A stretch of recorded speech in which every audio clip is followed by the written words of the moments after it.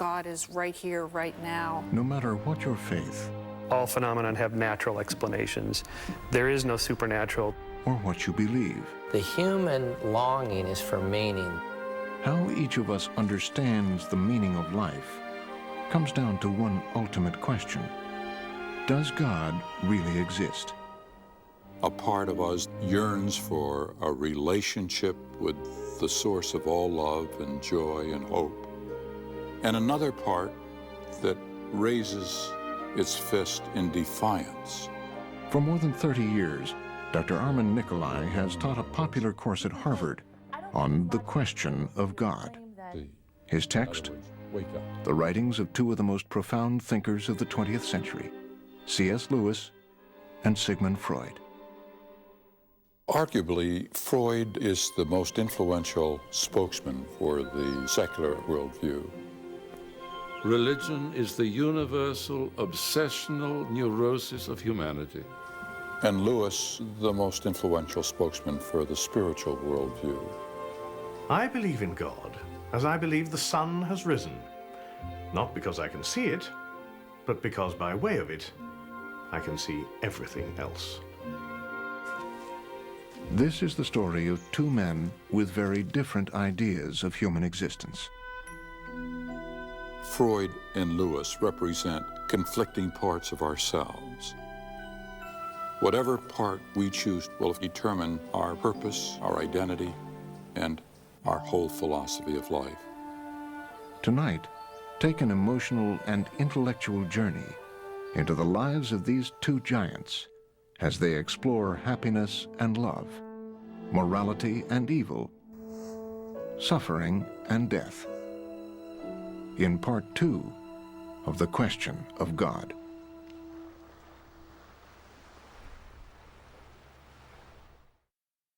Funding for this program was provided by Lawrence Rockefeller, the John Templeton Foundation, the Arthur Vining Davis Foundation, the Paul Montrone Foundation, Tom and Gert Phillips, the Service Master Company. Funding is also provided by these funders: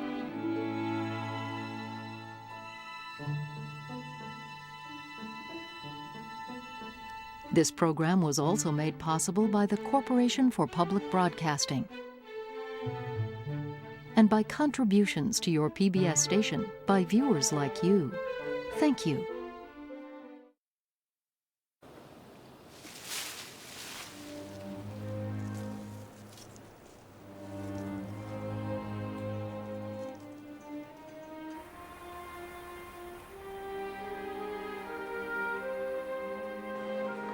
All over the world, people are asking the same questions. What does it mean to be happy? If God exists, then why is there so much pain and suffering in the world? What is the source of our morality? Is death our only destiny? A man who has spent his life exploring these questions is Dr. Armand Nicolai, a Harvard University professor and practicing psychiatrist. Symbol of that His lectures, seminars, and book, The Question of God, draw on the lives of Sigmund Freud, the founder of psychoanalysis and an atheist, and C.S. Lewis, the most influential voice of faith in our time. Why Freud and Lewis? Well, few individuals have influenced the moral fabric of contemporary Western civilization more than Sigmund Freud and C.S. Lewis. God created things which had free will. This means creatures who can go either wrong or right. But a great many things have gone wrong with the world that God made, and God insists on our putting them right again. Well, In Dr. Nicolai's seminar, C.S. Lewis, the believer, and Sigmund Freud, the atheist, are brought together in debate. if they're making a mistake. It would be an undoubted advantage if we were to leave God out altogether and admit the purely human origins of all the precepts and regulations of civilization. In childhood, Freud followed the Jewish traditions of his family, while Lewis followed the Protestant tradition of Northern Ireland. But Lewis's faith would be shaken by the early death of his mother, and then destroyed by the horrors he witnessed in the First World War. The fact that life preys on life, that all beauty and happiness is produced only to be destroyed. This was what stuck in my gullet. Sigmund Freud, studying medicine in the age of Darwin, found he had no use for God. Religious doctrines will have to be discarded. In the long run, nothing can withstand reason. Working with patients in Vienna, Freud developed the technique of psychoanalysis. He came to see belief in God as just another human fantasy. What Freud saw was that our Father who art in heaven and our Mother who art in heaven were the idealized parents of childhood, the king and queen of fairy tales. As a young man, C.S. Lewis had achieved much that he wanted. He was writing poetry and teaching at Oxford University. But his once passionate atheism now troubled him. I became aware that I was holding something at bay. I felt myself being given a free choice. I could open the door or keep it shut. I gave in and admitted that God was God. Yeah, but I wanted to ask Michael one other thing, because I'm just curious about... Dr. Nicolai gathered a panel of 7 thoughtful men and women for this series. What is happiness? We all desire it, but how do you define it? Lewis asserts that the happiness which God designs for his highest creatures is the happiness of being freely and voluntarily united to him. God cannot give us happiness and peace apart from himself. There is no such thing. If you don't believe in God, then you're screwed. I mean, and that's not right. So that can't be right. I'm happy, and I have no belief in God at all. I have no connection to that, but forces you to look for deeper meanings that aren't just granted to you from on high, but you actually have to put some effort into finding something meaningful. It does strike me that the more profound thing for me has been, how is joy fueled by a faith journey? And for me, it revolves around Jesus and the ability that that gives me to have a place to stand, to have joy in the midst of the craziness, because life is utterly crazy. Through the series, we will move from their debate into episodes from the lives of Freud and Lewis. The panel will discuss their experiences with love, morality, evil, and suffering.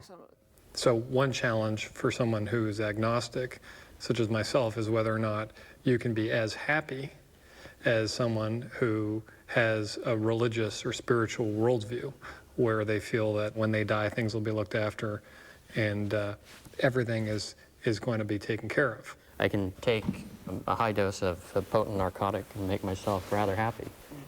But is that happiness in any substantive sense? I would argue that it's not. But there's a more profound kind of happiness. If you believe that your life has meaning, and for me, meaning means being connected to some sort of a big picture that makes sense. God is right here, right now, all the time. Let's look at how our worldview influences our life. One basic question is, does it contribute to our happiness?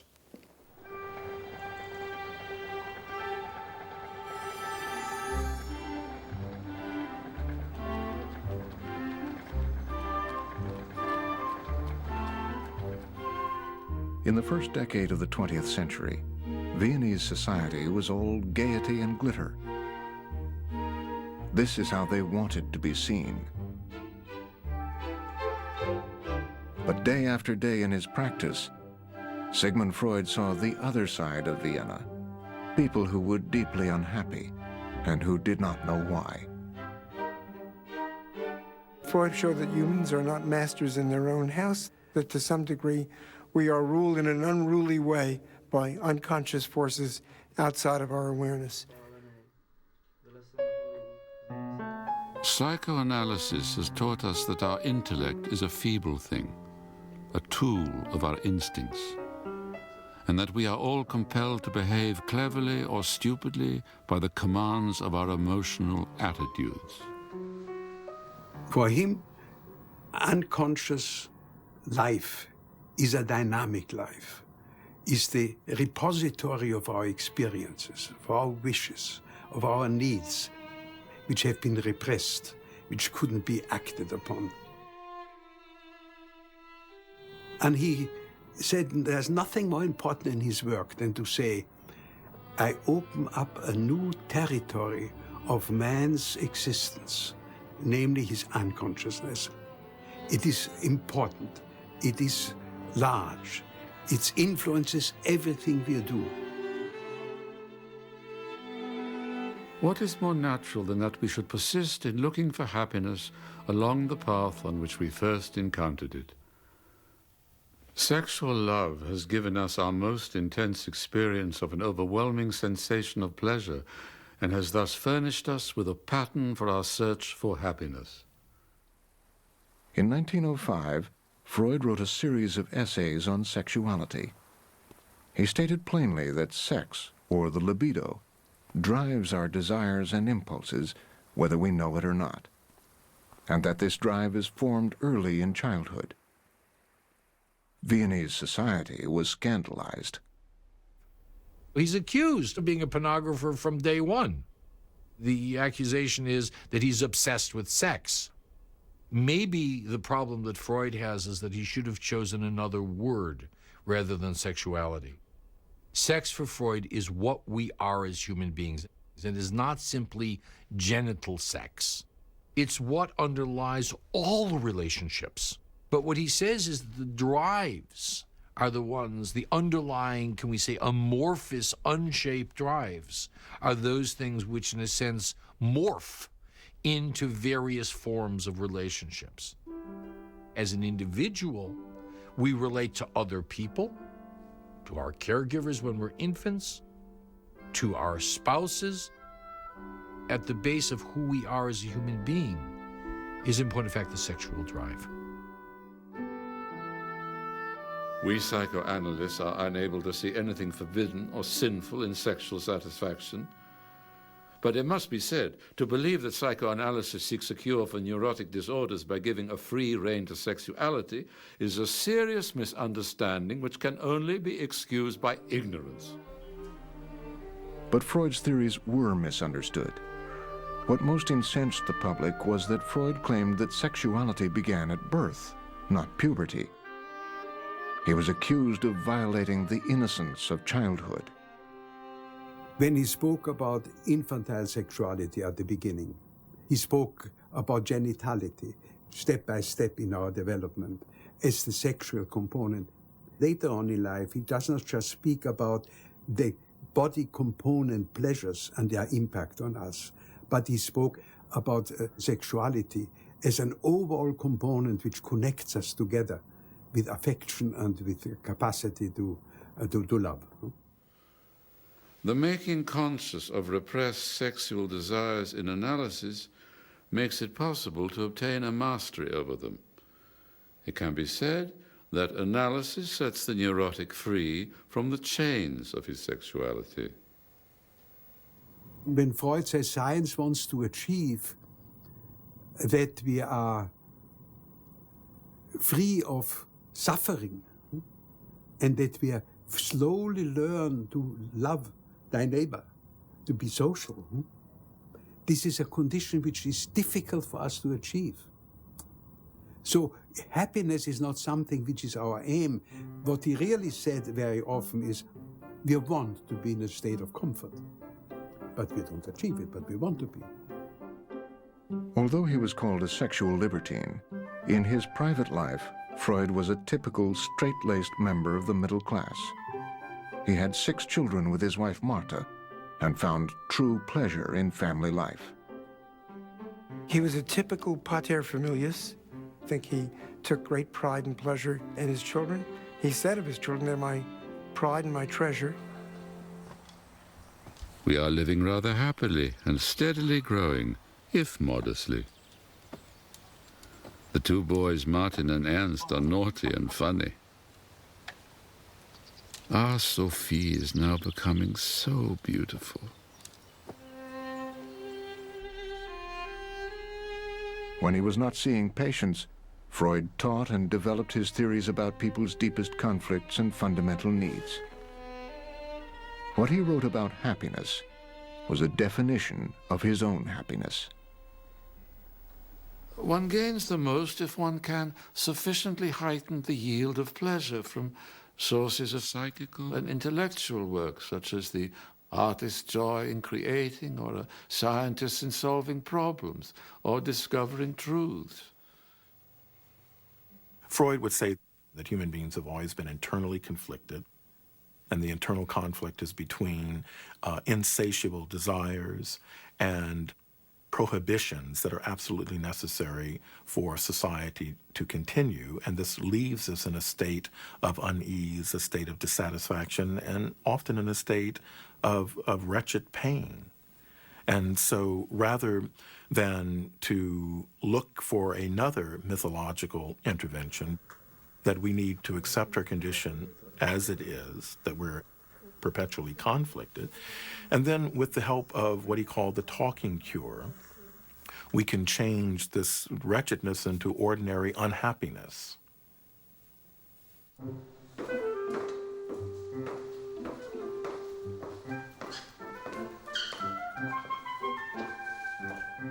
For Lewis, true happiness could only be found in relationship with God. When he entered into this relationship, it changed his life. To believe in God and to pray were the beginning of my extroversion. I had been taken out of myself.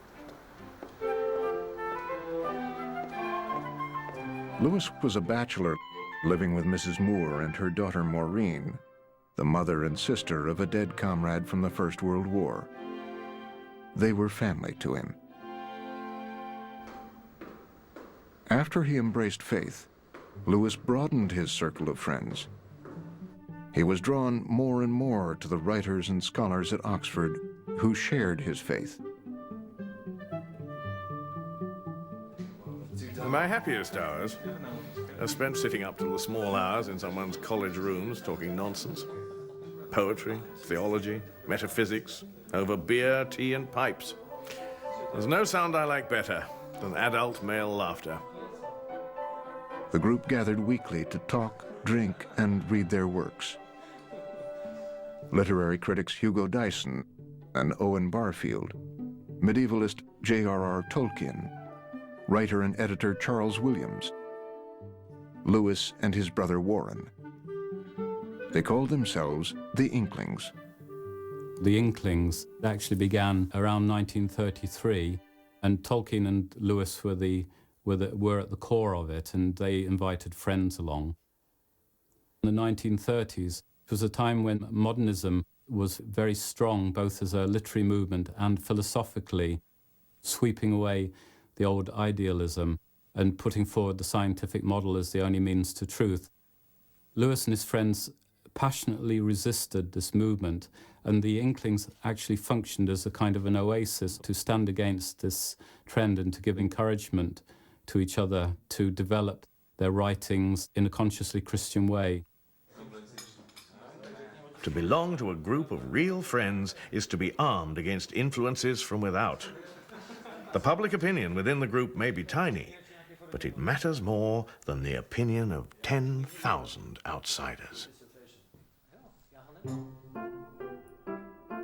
Lewis and Tolkien felt that the kind of stories they liked weren't being written, and that as nobody else was doing it, they should do it themselves. One stage, they tossed a coin to see who would write a time story and who would write a space story. Tolkien got the time story, which became The Lord of the Rings, and Lewis got the space story, which became the trilogy Out of the Silent Planet.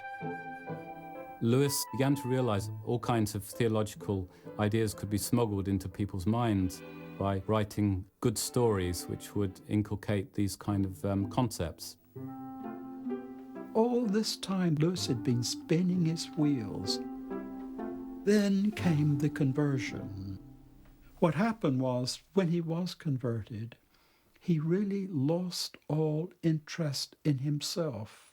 I can't underscore that enough, what a change that was in that man. He just lost his interest in himself, not in the things that he was interested in, not in poetry. He was technically one of the most proficient men for writing you could think of, but he had nothing to say. Then along came an invitation to preach in St. Mary the Virgin, which is one of the oddest things that they would ask him, but they knew he was interested in theology. Anyway, he preached this remarkable sermon. He became this great defender of the faith. He said, I realized that the one real service I could provide my fellow Christians was to explain and defend the faith to them, because he had this extraordinary rhetorical gift. So he became, as his friends saw, very selfless and looked outside of himself. There was a lot of resistance from his colleagues in Oxford. They felt that whereas a Don might write detective stories, it was another matter when it came to writing popular theology. They had the feeling that it should be the specialist theologians that wrote on theology. Lewis was a very intellectual person, a brilliant mind, but at the heartbeat of all his work is a preoccupation with the whole idea of human love. He wrote a book called The Four Loves, which is about the four kinds of love that we experience. Affection for family and friends, sexual love, these Lewis defined much as Freud would have. Then he added a fourth category, love of God. Divine gift love in a man enables him to love what is not naturally lovable: lepers, criminals, enemies, morons. Lewis is differentiating between different experiences of love that all human beings have, and identifying that it is natural to love one's brother, one's family members, enter into relationships with friends, male and female, to enter into erotic and romantic love. But he also recognized this mysterious realm of love that did not have a direct and immediate personal benefit. And he identified that as agape, or a selfless love, a love that was truly committed to the well-being of the other, and passionately so. What agape means in the New Testament is the love of God, the love that God has to us. And that love, mediated and explained by Christ, is absolutely egalitarian. Agape, or charity, is a scandal to reason, because it means loving people not just in terms of justice or what they deserve, but simply loving them, absolutely. For Freud, what we're talking about as love, he would designate as eros, but eros, as desire, sought an object. In other words, it was a quantum of energy that goes in search of satisfaction with an other. That's a far cry from what Lewis understood to be the human manifestations of agape, because in that definition of love, there is a degree of selflessness. In other words, eros has an aim, it has a target, it has an object, it has an ulterior motive. Agape doesn't. And the love that's being talked about in Love Your Neighbor exhortation is not necessarily the love that comes easy, the love that is full of emotion, of good feeling. It is a love that extends to all of other human beings, because we are of the same species. We are all creatures who are children of God. In Freud's attack on the spiritual worldview, one of his main complaints is with the basic precept of loving your neighbor as yourself. Nothing runs so counter to the original nature of people. But Lewis is saying, regardless of how we feel toward the person, we can use our will that we have control over to want the best for that person and act accordingly. Love your neighbor does not mean feel fond of him or find him attractive. Love, in the Christian sense, does not mean an emotion. It is that state of the will which we have naturally about ourselves and must learn to have about other people. The commandment, love thy neighbor, is the strongest defense against human aggressiveness. Yet nothing runs so strongly counter to the original nature of man. I admit that this means loving people who have nothing lovable about them. But then, has oneself anything lovable about it? You love it simply because it is yourself. Civilization pays no attention to all this. It merely admonishes us that the harder it is to love your neighbor, the more meritorious it is to do so. What's your reaction to these two diametrically opposed opinions? Well, I agree with Freud. It's moral and good to start off cooperating and be altruistic, but if the other person defects and keeps cheating and lying or whatever, you're just an idiot if you keep cooperating. There's nothing moral about that. You're a fool. The Jesus ethic sounds better, and it's a good way to start, but what people actually do is they start off cooperating, and if the other person defects, then they do a tit-for-tat thing, which is the wisest strategy in the long run. But that's not love. Cooperation's not love. I mean, I absolutely agree with you that you know, if somebody's kicking me in the shins, I'm going to stop him. You know, if somebody's robbing me, I'm going to call the police. That doesn't mean I can't love that person. It's loving the person, the whole person. I can at least empathize. I mean, I think we're talking about empathy here. I can see it. I can still call the police on this guy. But I don't put all the evil on him. I don't say, you're attacking me, so you're bad and I'm good. I think what Freud means is actually expressing genuine love and affection for somebody that's a stranger that's kicking you in the shins. Yeah, but I don't think that's what the precept is. I think Freud's misunderstanding the precept. I think in my own life, if I can manage to love my neighbor as myself, meaning to give the benefit of the doubt, even just to give the benefit of the doubt to the stranger, so that even in the simplest kind of interaction, if someone bumps into me in the subway or someone, rather than snarling or having an irritable response, and it's an act of the will. On the days that I manage to do it more than less, each time you have to decide to give the benefit of the doubt. At the beginning, but what if they do it again and again? Well, I agree with Winifred. There's a certain, and not even going to Christianity, there's a certain pragmatism, I think, about loving your neighbor that actually you see in Martin Luther King, in that if you are able to love those, even those that oppress you, and you can remain conscious that we are all part of a community, that's how we go forward. That's a strategy, not it's a strategy, not a but feeling. well, it's a feeling. I mean, it doesn't become real unless it's it's a strategy and a feeling. So, yeah, but it ultimately, you know, that gets you much further than a sort of an oppositional stance that okay, we're at war. What's the point you're making when you say it's a feeling?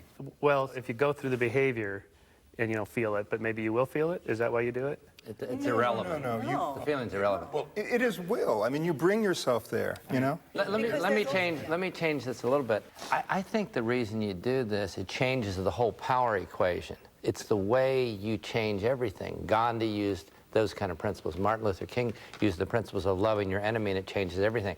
For example, in Roman law during the first century time, Roman citizens could call upon Jews to carry their luggage 1 mile. And it was required by law. The Jews hated it. After 1 mile, they would drop the baggage and go on. So Jesus says, we can change this power equation. He said, go the 2nd mile. Now, the question is, what are they talking about the 2nd mile? Is that why you carried my bag? Yeah, that's right. Exactly. Yeah, you're a Jew. Okay. Not around. Thank you. We got it all confused there. But But the idea was the second mile, who's in charge now? And I think the power now has shifted to the one that was powerless. I find this a bit confusing because I don't know what's at stake in this discussion as between the spiritual worldview and the secular worldview. What relevance is this to the spiritual secular debate? I would say the difference it makes, we need a worldview. I need a worldview that embraces the complex kind of ways I need to relate to life. I am going to face people that harm me, that are my enemies. How do I deal with that? When somebody screws you in business, you have a choice. You know, kill the guy, you know, get bitter, all that stuff. Or you can choose to say, be smart, but also forgive the person. But can't you do that without God? Well, maybe you can. I'm having a hard enough time doing it with God. So maybe some miraculous person, but I think it's so contrary to human nature that when you harm me or harm my child or my wife, for me, you know, of course you can roll over and be a doormat, but if you are a person that has fire, to say I'm going to forgive that person and see them for what they could be and pray them into it, believe into it, treat them as they could become. And I think part of this idea of loving your enemy is saying there's a better side of you. There's an image of God that's stamped on you, and I want to believe you into that. And I think that's where the spiritual worldview is hugely important. Well, I think Jeremy has asked a question, though. You know, how is this related to the spiritual worldview? We need to understand that both in the Hebrew Scriptures and in the New Testament, that the most important 2 commandments, not suggestions, but commandments. Not recommendations. not recommendations, that's right. Thou shalt love the Lord thy God with all your heart, mind, soul, and strength, and thou shalt love thy neighbor as thyself. Now, if a person embraces this worldview, then that becomes the central organizing principle. the central organizing principle of their lives. Now, it's difficult. As Michael said, your first reaction is, this is kind of stupid. You know, love your neighbors yourself. It doesn't make sense. But Lewis tries to shed light on that. And he makes a very clear distinction that this kind of love, that's the Greek word agape, has to do more with the will than feelings. There's something revolutionary about this concept. Here's where I think this came from. The question, does it come from God or does it come naturally? So at dinner the other night, I'm eating alone in a city where I don't live, and I tip the waiter. Why? I don't have to. I'll never see the person again. There's nobody to impress. I'm alone. Because it makes me feel better. God's watching. But he might be, but I'm not worried about that. But why does it make me feel better? So I've been thinking about this. Why would it make me feel better? And the answer is that in our long evolutionary history of living with a small community of other people, it's not enough to just fake being a cooperator and a good person, because it's hard to do and people will find you out. You actually have to be a good person. And you're more likely to believe it yourself if you actually do it. And then you're more likely to do it if you actually believe it yourself. And I think over the long eons of our evolutionary history, we evolved a moral sense, an empathy, a feeling of warmth about doing the right thing, not as a fake thing, but as a real thing.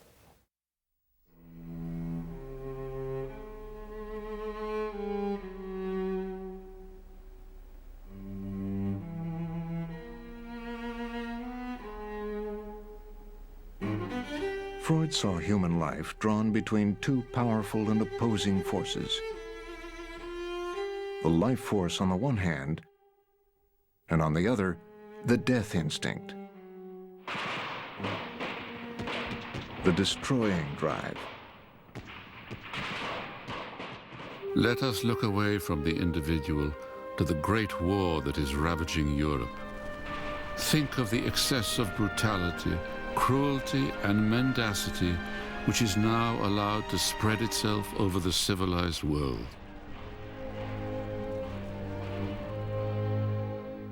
Freud starts out in 1914, as by the way most people start out in Vienna in 1914, being a great supporter of the war.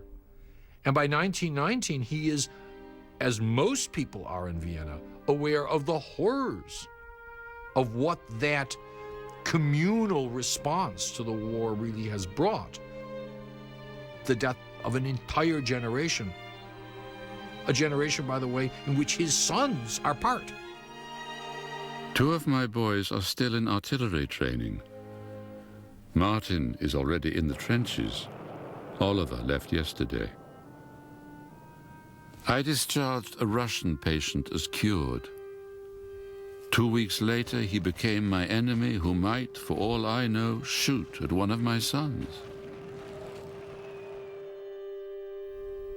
After the First World War, there's a very interesting kind of shift, which is that Freud, who in a sense had been always interested in the growth potential of human beings, suddenly becomes aware that there's a dark side to human beings.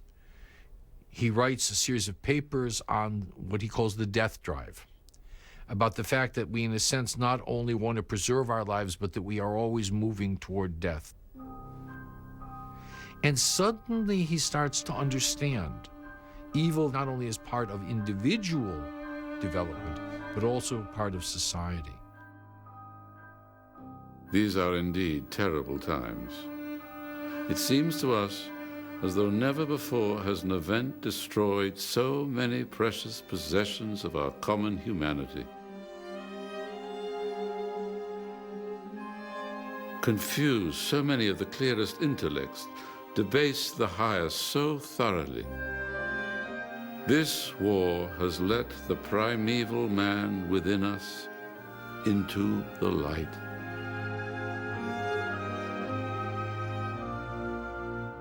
The savagery of war propelled him to a deeper study of man's nature.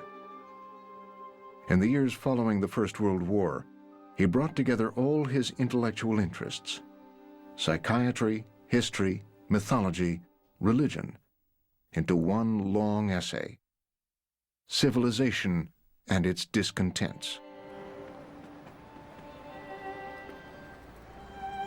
Civilization was based upon the fact that people were capable of regulating their instincts, regulating their most primitive, antisocial, anti-familial instincts.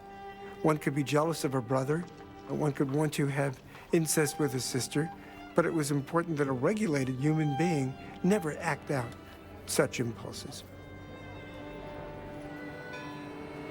In fact, Freud at one point said, the person who first hurled a word, an insult, so to speak, instead of a spear, was the founder of civilization. Civilization is perpetually threatened with disintegration. Instinctual passions are stronger than reason. Civilization has to use its utmost efforts in order to set limits to man's aggressive instincts. Freud does not assume any sort of external moral world which is transcendental. He sees this as part of internal processes functioning in terms of the way that we set up laws. In our view, the truth of religion may be altogether disregarded. Its doctrines carry with them the stamp of the times in which they are originated, the ignorant childhood days of this human race.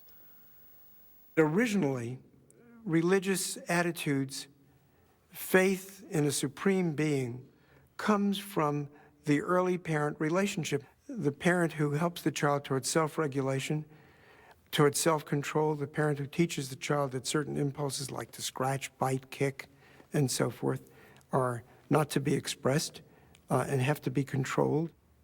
The child's sense of what is right and wrong, what's acceptable and unacceptable, in Freud's terms, comes from what the parent approves of or disapproves of. But those relationships, for Freud, become internalized. So eventually the voice of conscience is from within. What's evil within us then is not the devil. The devil are the primitive passions and impulses within ourselves which threaten us from within, not from without.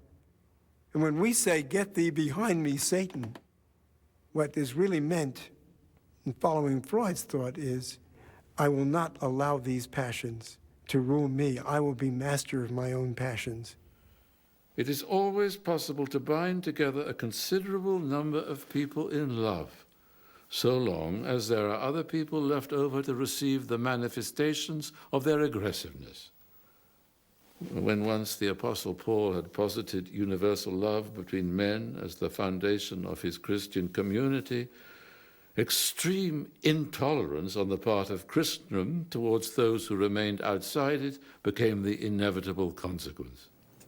Freud saw his destiny to rescue human beings from their self-deceptions, their convictions that they were so great, so full of love, so full of self-knowledge, and to demonstrate to them that they were deceiving themselves, that they were dominated by sexuality, by passions, by anger, by hatred. But there was another category of human misery not created by people, and against which there was no defense. In the great flu epidemic that followed in the wake of the First World War, Freud lost his daughter Sophie. She was 23 years old and pregnant with her third child. It was a senseless, brutal act of fate which has robbed us of our Sophie. Tomorrow she will be cremated, our Sunday child. I do not know whether cheerfulness will ever call on us again. My poor wife has been hit too hard. Indeed, a mother is not to be consoled. And as I am now discovering, nor is a father. 3 years later, Sophie's 4-year-old son, Heinle, also died. He was an enchanting fellow. And I know that I have hardly ever loved a human being. Certainly never a child as much as him. I find this loss very hard to bear.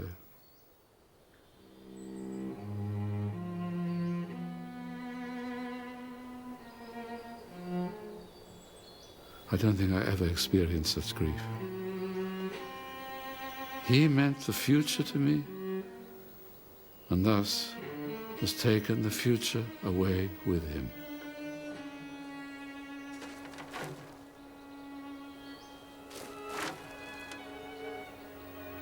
As the deepest of unbelievers, I have no one to accuse, and I know there is no place where one can lodge an accusation. He said that there are other people that can be consoled by religion, but he doesn't have that available to him. And once more, he resorts to the same stance in relation to himself. He's going to hold himself up. He's going to tolerate the pain. He's going to tolerate the suffering without consolation. And that is what he has accepted.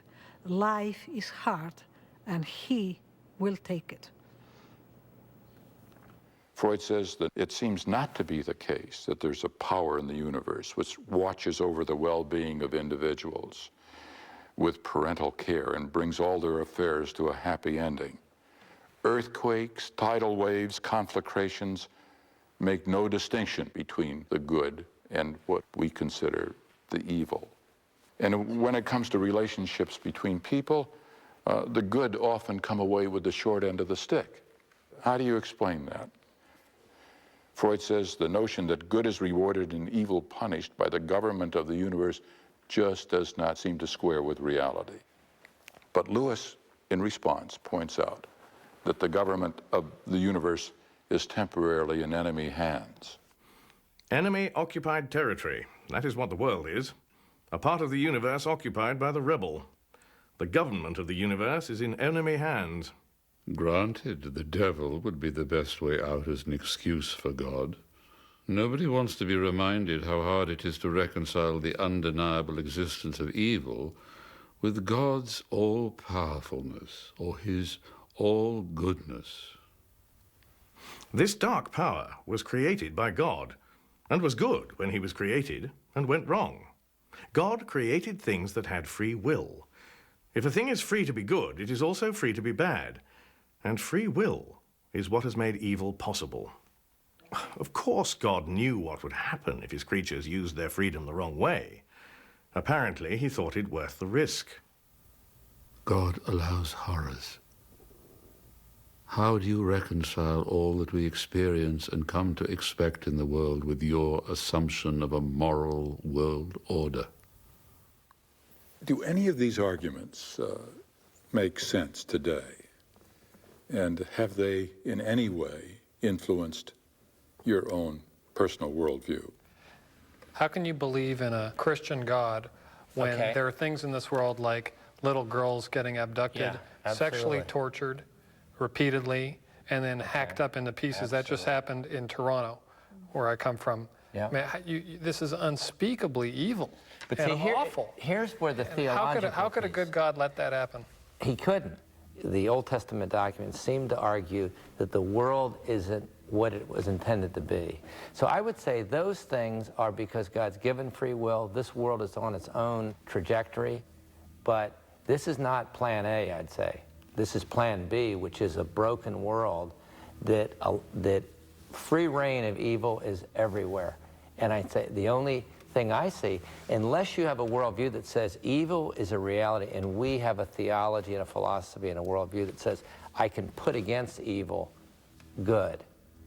But there's some who don't believe and who have a conception of right and wrong that's based in human experience. But they've stolen it out of the Judeo-Christian cookie jar. Have they stolen it, or have they merely, do they merely coincide in terms of where they end up? What's to say that the Judeo-Christian view hasn't stolen it from human experience? I think if you look at the spiritual worldview, it says that evil is not a part of who we are. It was extrinsic. I mean, there was harmony and unity, and something, as Lewis put out, went wrong here. I wouldn't say that the spiritual worldview is that there is these two forces in the world. It's sort of Manichaeism. You know, I mean, I don't think we need to go to, you know, all good God, all horrible devil. I think I can conceive, I can begin to get my mind around and my heart around a God who has a shadow, the way we do. A God, because there's light, there will be dark, that there is a sense that this is, that this is all part of the entity. I don't believe that we're living in plan B. I think this is plan. This is the plan. That God planned the evil? No. I don't picture a God sitting there with like a calculus and figuring all this out and saying, and if I do this, this will happen. If I do that, that'll happen. I don't relate to that God. I relate to a force that has set this in motion and that enjoys the free will, not in a sadistic way, but in the way that I believe we're made in God's image, which is to be in relationship.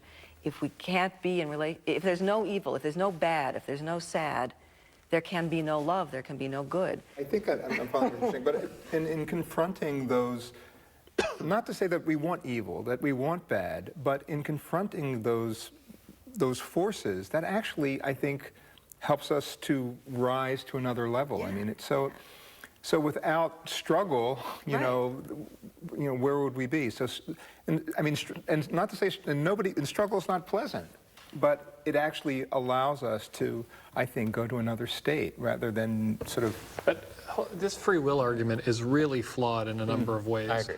First of all, free will addressed only the third of the list of three things that Freud listed as being sources of pain, namely the things that people do to other people. It says nothing at all about the decay of our bodies, and people suffer horrible diseases, terrible pain. That has nothing to do with free will. Natural disasters, earthquakes. Yeah.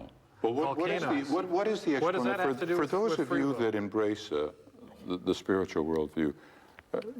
If we are in fact living in enemy territory, then our life is lived in reality, knowing there's evil in the world, and we've got these skirmishes all along the way. We're having fights where we have one victory. Nelson Mandela is released. this good thing happens, but there is evil. There's no question who's in charge of this world order.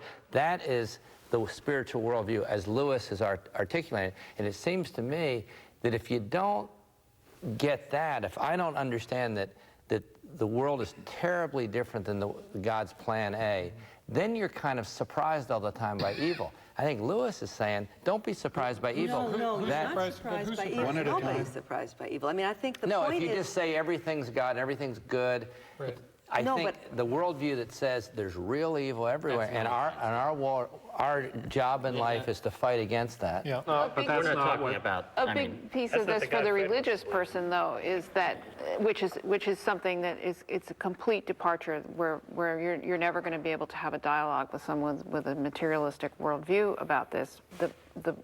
The person of faith, of any of the faiths I can think of, whether it's Buddhism or Christianity or Judaism, or the person of faith says, despite all this terrible stuff, I am putting my trust in the fact that it's still part of what will turn out to be a good picture.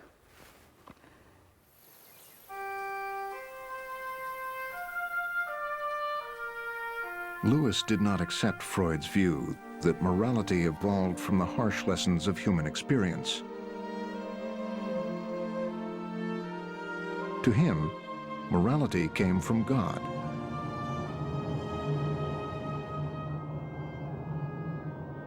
It was a message he brought to a mass audience in the years of the Second World War. Even as soldiers fought overseas, German planes attacked the cities and shipyards of Britain. That's the sound that became part of the life of every man, woman, and child. Military and civilians alike were constantly in danger. The simple security of everyday life was gone. Parents feared for the safety of their children, and the government organized massive evacuations of the youngest, the most vulnerable, to the countryside.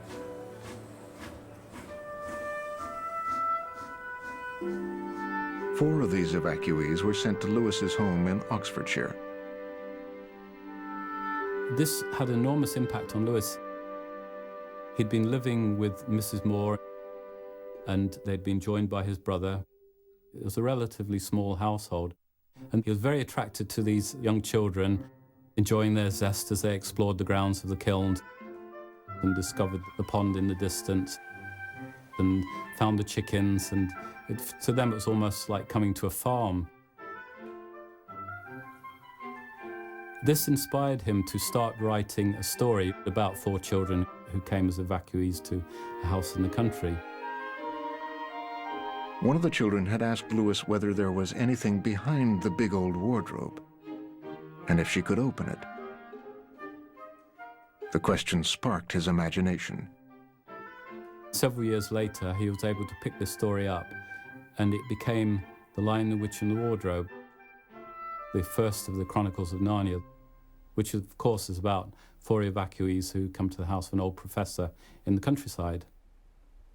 The Narnia stories, like Lewis's early science fiction, were allegories of the Christian faith.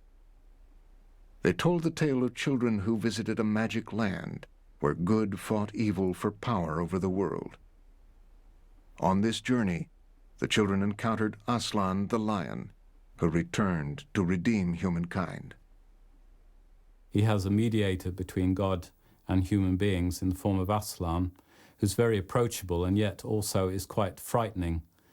And it's a beautiful picture of a Christian view of faith. But outside the oasis of the countryside, the war was still raging. Every night, people who were huddled in shelters or confined to their homes tuned to the radio for news of the battlefront. In the face of the chaos, uncertainty, and cruelty of war, many questioned the existence of a loving God. People in the cities with the bombs falling on them were facing issues of life and death, and people losing their loved ones in war, and it's a huge issue.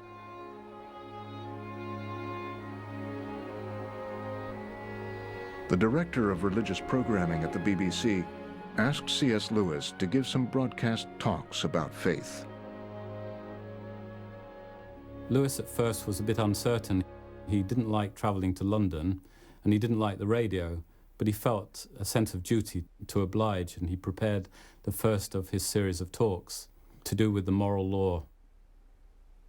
It started as an experiment, just 5 broadcasts, 15 minutes each. Lewis was told to write as if he were speaking to the average citizen. The next step is from being mere creatures to being sons of God. We Christians don't call it evolution because we believe it isn't something coming up out of blind nature, but something coming down from the world of light and power and knowledge beyond all nature. It was so successful, the BBC couldn't get enough. They had so many replies begging them to get Lewis back. The first 5 talks were followed by another 5, and then another. History isn't just a story of bad people doing bad things. It's quite as much a story of people trying to do good things, but somehow something goes wrong. These radio broadcasts were collected in the best-selling book, Mere Christianity. The 1940s were Lewis's most prolific years. He wrote The Screwtape Letters, in which a senior devil teaches a young apprentice the tools of the trade, and The Problem of Pain, a treatise on suffering. Lewis picked up his pen in 1939, and by the time he put it down, when the war was won in 1945, he had given Britain and the United States its major apologetics for Christianity. If there was a controlling power outside the universe, the only way in which we could expect it to show itself would be inside ourselves, as an influence or a command, trying to get us to behave in a certain way. And that is just what we find in ourselves. The existence of an indisputable moral law was central to Lewis's beliefs. For him, the fact that we have a conscience points undeniably to a creator.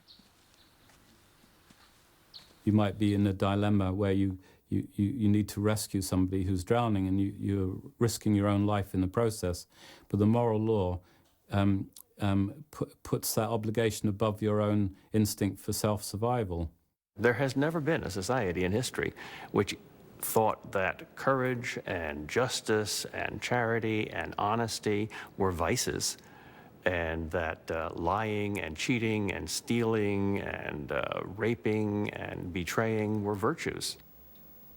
This rule of right and wrong must somehow be a real thing, not made up by ourselves. If all of humanity is subject to moral obligation, what's the source of that moral obligation? How could it be something less than humanity? How could it be just our genes or our past history or our influences or our biology? So from the moral law to a moral lawgiver. Lewis argues that if we were looking for evidence of a God who cares about us as individuals, where could you more likely look than within your own heart at this very central concept of what's right and what's wrong? And there it is. In the one place where you think you might most learn something about God, that's exactly where you find it. And not only does it tell you something about the fact that there is a spiritual nature that is somehow written within our hearts, but it also tells you something about the nature of God himself, which is that he is a good and holy God, that what we have there is a glimpse of what he stands for.